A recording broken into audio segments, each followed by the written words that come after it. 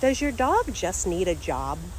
I specialize in working with dogs who are chronically dysregulated and or showing aggressive behavior, and many of my clients have been told that their dog just needs a job. And in all the years I've been doing this, that has never been the solution for one of my clients. So let's talk about it.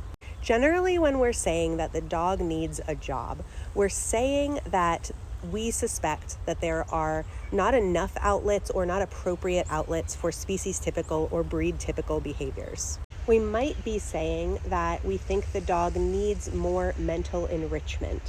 Perhaps we're saying we think they need more social enrichment. And it is certainly true that we can and should look at our dog's behaviors and use that information throughout their entire lifetime to constantly be assessing and adjusting their enrichment. And that includes sensory stimulation, social enrichment, mental enrichment, physical enrichment, outlets for breed and species typical behaviors, sleep, physical health. We absolutely should be doing that. But that tends to look really different than an anxiety disorder looks, or a trauma disorder looks, or chronic hyperarousal looks. My clients are often struggling to feel like they are meeting their dog's enrichment needs because the dog can't handle the things that we think they should be able to handle. So for example, the dog isn't anxious because they're not getting enough walks. They're not taking walks because the dog is incredibly anxious.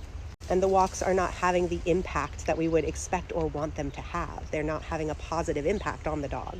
When my dog Amore was younger and before I knew what I know now, I was told that she needed to always be working or she was going to get too in her head.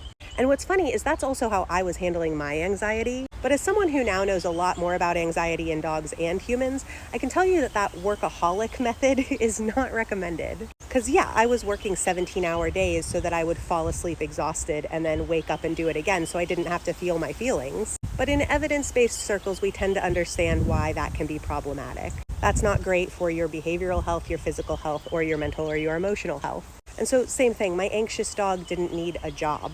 She needed support. She didn't need to be micromanaged and controlled and given a strong leader. She needed to be able to trust herself. She needed someone who wasn't putting her in situations that she didn't have the tolerance level for yet. She needed someone to be able to hear her. She needed medication. She needed pain management.